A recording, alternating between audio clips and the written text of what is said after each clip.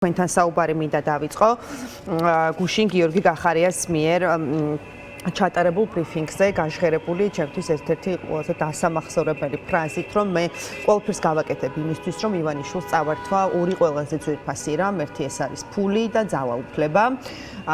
მოგვიყევით თქვენს გუნდს როგორ წარმოუდგენია, რომ ივანიშვილი დარჩეს ფულის გარეშე, იმიტომ რომ ფულო ივანიშვილი ძალაუფლების გარეშე ივანიშვილსაც ალბათ ავტომატურად ნიშნავს. მოგესალმები, ანუნა, მივესალმები მაყურებელს. ეს ამ საპროტესტო მოძრაობის და ზოგადად ერთ-ერთი იდეა არის, რომ ბიძინა ივანიშვილმა ამ ქვეყანაში დაკარგოს მისთვის ყველაზე მნიშვნელოვანი, რომლის გამოც ყველაფერს აკეთებს, ყველაფერს კადრულობს, რომლის გამოც ცემა ახალგაზრდები, რომლის გამოც გააყალბა არჩევნები, რომლის გამოც უდანაშაულო ადამიანები ჩაყარა ციხეში. ბიძინა ივანიშვილი ეს არის ერთ-ერთი ჩვეულებრივი უსამშობლო ადამიანი, რომლისთვის სამშობლო არის ფული, მისი კეთილდღეობა, აი ეს ხალხია, მას არ გააჩნია ეს გრძნობები ამ სახელმწიფოს მიმართ. მას გააჩნია ერთადერთი ვნება, ეს არის ფულის მიმართ ვნება და ამ ფულით მე რაღაც ძალაუფლების შენარჩუნება. ამიტომ ამ ყველაფრის იდეა, მთავარი мотиваციაც ეს იქნება, რომ ბიძინა ივანიშვილი საბოლოო ჯამში დაკარგავს ფულსაც და ძალაუფლებასაც. გამორიცხულია ბიძინა ივანიშვილმა ეს შეინარჩუნოს, იმიტომ რომ ვერ გაიმარჯვებს, ის წააგებს. ის უკვე დამარცხებული არის, მოძალადეთ არის ჩამოყალიბებული. ჩვენთან ბრძოლაში მან დაკარგა ღირსება. შემდგომში ის დაკარგავს ფულსაც და ძალაუფლებასაც. ძალიან მარტივია, მან უნდა იცოდეს, აი ამით უნდა იყოს შეპყრობილი, რომ აუცილებლად ერთ დღეს ის დაკარგავს ყველაფერს. მას მოუწევს ყველაფრის დაბრუნება იმ წლების განმავლობაში, განსაკუთრებით ბოლო 3-4 წლის განმავლობაში, რა ზიანიც მან მიაყენა ამ ქვეყანას, მithმა ნათესავებმა, მისმა კორუმპირებულმა გარემოცვამ, ამ ქვეყნის ფული მოიპარა. ამ ფულის დაბრუნება მათ მოუწევთ. და რა თქმა უნდა, ამის გამო იკლავენ თავს, ამის გამო არის, რომ დააპირისპირეს ქართველები ერთმანეთს პირდაპირ მნიშვნელობით, აი ამ ხალხმა, რომელსაც არაფერი არ გააჩნია, საკუთარი მატერიალური კეთილდღეობის გარდა არაფერი არ გააჩნია, სხვა ამ კაც იდეა არ გააჩნია, მან არ იცის სხვანაირად არაფერი. არაფერი არ აქვს, აი ზურგს უკან ფულის გარეშე არაფერი არ არის. და შესაბამისად, რასაც უფრთხილდება, რის გამოც ახალგაზრდების სისხლი დაღვარა. პოლიტიკური ოპონენტების სისხლი დაღვარა. სისხლი დაღვარა, მის ფულს სისხლის სუნი აქვს, პირდაპირ მნიშვნელობით, სისხლიანი ფული არის. ეს ამისთვის აკეთებს, ეს ხო არ აკეთებს რაღაცა სხვა მიზნებისთვის. კონკრეტული მიზანი აქვს, რომ რაღაცა ეს შეინარჩუნოს, იქ ვიღაცებს ედავება, თავის პარტნიორებს ებრძვის. მთელი ცხოვრება ამ კაცს ასე აქვს ნაცხოვრები, საკუთარი ქვისლი ყავს დაჭერილი. ანუ ფული მიცა, აჩუქა, სახლი აშენეო და ამ სახლის მერე ფული მომპარეო ეუნებოდა. წარმოიდგინეთ, რა მანიაკალური ფსიქოლოგიის ადამიანი არის. ეს კაცი არის ბიძინა ივანიშვილი. ბიძინა ივანიშვილი არავის და არაფერს არ ცნობს.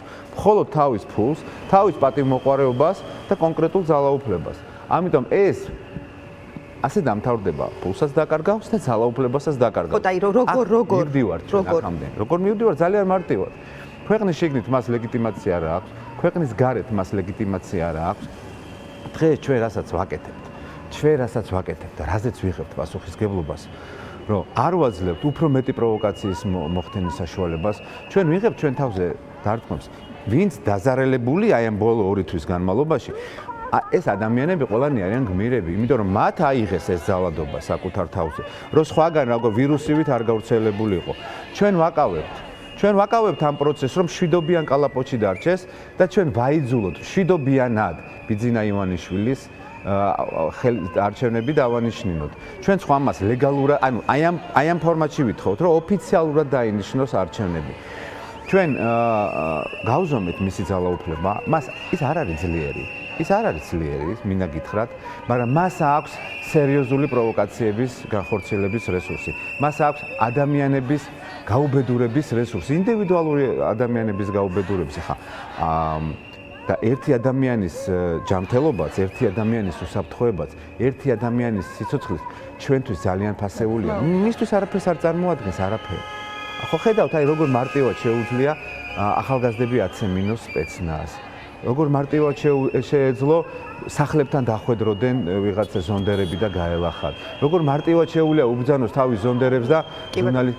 ანუ მისგან განსხვავებით, ამ ბოროტი ადამიანისგან განსხვავებით, ჩვენ გვაქვს პასუხისგებლობა, რა თქმა უნდა, ჩვენთან ამას ვითმენთ, ჩვენ კიდევ უფრო მეც ავიტანთ, ოღონდ არჩევნებამდე მივიყვანოთ ეს ქვეყანა მშვიდობიანად.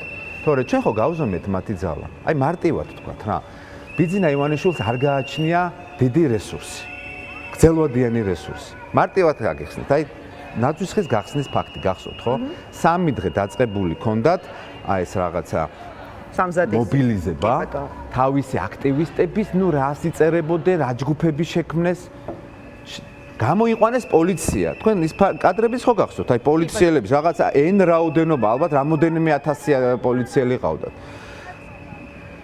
მოიყვანეს თავისი მხარდაჭერები, რომლებიც ალბათ, რა ვიცი, 3000 კაცზე მეტი არ იყვნენ და ერთობლივად ვერ გაბედეს აი შუაში მდგომ მომიტინგეებთან, იმ ხალხთან მოსულიყვნენ და რაღაცა ვეღარ გაბედეს. აი მან გამოჩნდა მათი ძალა, მე დაჭირდათ გამოძახება საკუთარი პოლიტიკური ლიდერების, რომლებსაც თვითონ აგინებდნენ, მე ესენი ამშვიდებდნენ, რომ ყველაფერი მაგრად იქნება, დაიშალნენ და წავიდნენ.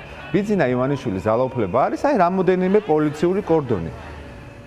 მაგრამ ამის მიუხედავად ჩვენ მაინც ვცდილობთ, რომ ეს პროცესი იყოს აი ესეთ ჩარჩოში, ნახეთ.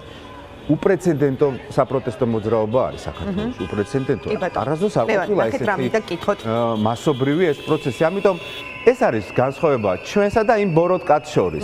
ჩვენ გვინდა მშვიდობა. ჩვენ ვფიქრობთ, რომ მას არ აქვს დიდი ძალა, მაგრამ რაც აქვს, მაინც არის საკმარისი იმისთვის, რომ ადამიანებს ტკივილი მიაყენოს. ამიტომ ჩვენ ვცდილობთ, რომ ეს პროცესი ისე გავიაროთ, რომ რაც შეიძლება ნაკლები ზიანით მივიდეთ ვადამდელ არჩევნებში. ბატონო, ლევან, რაზეც დგას რეალურად ივანიშვილი ბუნებრივია ეს არის აბსოლუტური ძალაუფლება, ყველა ინსტიტუცია არის მის დაქვემდებარებაში და განსაკუთრებით, ხო, რითიც ის ძალის დემონსტრირებას ახდენს ბუნებრივია ეს არის ძალოვანი უწყებები, ხო? დღეს რეალურად რაზეც დგას, იმიტომ რომ ხო, ყველანაირ კრიტიკულ მომენტში სპეცრაზმი, პოლიცია, რობოკოპი და ასე შემდეგ არიან მათ დასაცავად, ხო?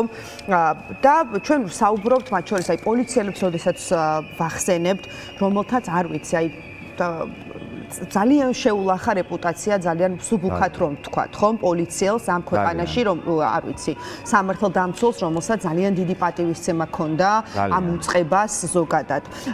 რატომ, აი რა ხდება, როგორ ფიქრობთ, აი როგორ ახერხებს ამას, იმიტომ რომ ჩვენ საუბრობთ მათ შორის პოლიციელებზე, რომელთაც არ ვიცი, მე ვიცი ადამიანები, სამართალდამცველები, რომლებსაც საერთოდ არ აქვთ რაღაცა ესეთი კოლოსალური შემოსავლები აქედან გამომდინარე, ჩვეულებრივად როგორც რიგითი მოქალაქეები ცხოვრობენ, მუშაობენ და მაგრამ სამწუხაროდ დღეს წარმოადგენენ სწორედ აი ამ სისტემას, ხო? მხოლოდ ერთეულებს თუ არ ჩავთვლით, რომელმაც რაღაცა. მინდა გითხრათ, რომ საერთოდ პოლიცია არის ისტორიულადაც არა მარტო ჩვენ ქვეყანაში, არამედ სხვა ქვეყნებშიც. როდესაც ჩვენ იწყებ ავტორიტარიზმის მსახურებას, ეხლა მოდი ესე გავყოთ რა. დაინტერესებულები არიან ბევრი პოლიციელი, დაინტერესებული. სამართლო ახ ბესელია გონიათ არ არის დაინტერესებული? აი აჭარის სამართლოს. ხო, ეგეთ აი ეს უზრდელი სამარცხვინო ადამიანი, რომელმაც პატიმარ ქალს სახეში აფურთხა ეხლა. ნუ აი როგორ უნდა იცხოვროს ამ ქალაქში? თან რაღაცა მოა ქალაქელობაზე. აი ესეთი ადამიანებისთვის ჩვენ ეს გარიყულია ჩათვალეთ. როგორც კი მთავრდება ივანიშვილის ხელისუფლება, ამ ადამიანებს ყველას პრობლემები აქვს. ვინ აპატიებს ამ ხალხს ქალებზე სახეში ფურთხებას? ვინ აპატიებს? ან იმ პოლიციელებს ვინ აპატიებს იმ არაადამიანურ მოპყრობას? რამდენი მაგალითი ვიცი ჩვენ ახალგაზრდა ქალების, რომლებიც ყვებოდნენ მათ მიმართ შევიწროებაზე, მანქანებში და დაკავების ადგილებზე. თქვენ ფიქრობთ, რომ აი ამ პოლიციელები ფიქრობენ, რომ ამათ ვინმე ამას აპატიებს? ამათ კონკრეტული მოწმეები ყავთ. მაგრამ საერთოდ ახასიათებს პოლიციას, როდესაც ის დგება რეჟიმის სამსახურში, ბოლოს ილუზია, რომ აი როგორ უნდა მოერიონ. ეხლა წარმოიდგინეთ პოლიციელის გარემო, ხო? შედის რაღაცა ისეთ ატმოსფეროში, სადაც ძალაუფლება არის და მანამდე სანამ მივა ეს ინფორმაცია, უკვე ხელისუფლება შეცვლილი იქნება. მაგრამ დარწმუნებული ვარ, არსებობენ შიგნით გონიერი ადამიანები, რომლებიც რაღაცეებს ხელს არ მოაწერენ. იმიტომ რომ ჩვენ უკვე უნდა ვიცოდეთ, რომ რამოდენიმე ასეული ადამიანი ის განწერულია, მათზე აუცილებლად დაიწყება სისხლის სამართლებრივი დევნა. ახლა თქვენ როგორ ფიქრობთ, ახლა ადამიანი პატიმარს, რომელიც სახეში აფურთხებს და არადამიანურ და დამამცირებელ მოპყრობას ააყენებს პოლიციელი, ბორკილ დადებულ ქალს, იმას ვინმე გაუტარებს. თქვენ გონიათ, რომ რომელიმე ხელისუფლებას მომავალში ეს ადამიანი დაჭირდება. ჩვენ ეს ადამიანი არაფერში აღარ დაგვჭირდება. ეს ხალხი ჩვენ არ გვჭირდება. ვინც კანონს არ ღვევს, ის ხალხი სისტემაში ვერ გაჩერდება. მაგრამ ესეც არ არის, რომ თითქოს ეს მონოლითური არის, დაწყებულია რღვევა შიგნითაც. 1, 2, 3, 4, მაგრამ ტენდენცია არის. და ამას ხელს უწყობს უბრალოდ ეს მასობრიობა. ამ პროტესტს აქვს ფესვები გადგმული. ამის ამოძირკვა და ამის გაჩერება წარმოუდგენელი არის. თუ არ დახოცავ ამ ხალხს სხვანაირად ამ ხალხს შენ ვეღარ მოერევი. ეს აგორებული არის, ეს აღარ გაჩერდება. რა თქმა უნდა, ისინი ნერვიულობენ. ბიძინა ივანიშვილი ნერვიულობს, შეცდომებს უშვებს, აგრესიულია, პოლიტიკურ ლიდერებზე თავდასხმებს გეგმავს. პირდაპირ მნიშვნელობით ის არის ჩართული. ბიძინა ივანიშვილმა უნდა იცოდეს, რომ ის არის ჩართული. ტელეკომპანია იმედი არის ჩართული. ჩვენ მოვითხოვეთ ტელეკომპანია იმედისგან იმ კადრების გასაჯაროება, რა კადრებიც მათ მიუტანეს. თუ ისინი ამ კადრებს არ გასაჯაროებენ, ისინი ამის თანამონაწილეები არიან. როგორც იურიდიული პირი ისე იქნება ტელეკომპანია იმედი ამ დანაშაულის თანამონაწილე, მისი მეპატრონე რაღაცა იმის ლექციებს რო კითხულობდა, რომელიც არის ჩვეულებრივი მარადიორი ბადრი პატარკაციშვილის ქონებაზე და პარაზიტობს ეხა. როდის იყო ირაკლი რუხაძის იმედი? ირაკლი რუხაძეს გადაუფორმა ბიძინა ივანიშვილმა იმედი, რომ ყოფილიყო მისი ესეთი მონა. არასდროს არ ყოფილა ერთ-ერთი ჩვეულებრივი კლერკი იყო ისა ბადრი პატარკაციშვილის იერარქიაში. როგორ აღმოჩნდა ბადრი პატარკაციშვილის ქონება საქართველოში ორი ადამიანის ხელში, ერთი არის ვანო ჩხარტიშვილი მარადიორი და მეორე არის ირაკლი რუხაძე და ეს ადამიანები ეხა პარაზიტობენ ამაზე. არასდროს არ ყოფილა ირაკლი რუხაძის ეს ტელეკომპანია იმედი. ბიძინა ივანიშვილის არის დღეს ტელეკომპანია იმედი და ჩვენ ვაიძულებთ ირაკლი რუხაძეს გამოვიდეს და თქვას, რომ არ არის ესე არ არის როგორც თვითონ გამოდის და ამბობს. არ არის მისი ეს ტელევიზია. მის შეიძლება იყოს გაფორმებული საჯარო რეჟიმში, მაგრამ ის ვერ მართავს ტელევიზიას და იტენის თელ ამ ყველაფერს. თელ აი ამ ჩირკს, აი ამ ძალადობას და კი ბატონო აიღე შენ თავზე, შენ აიღე თანამონაწილეობა თუ გინდა ამ თავდასხმისაც. მაგრამ ადრე თუ გვიან შენც აგებ პასუხს ბიძინა ივანიშვილთან ერთად ვერ გაექცევით ამ პასუხისგებლობას.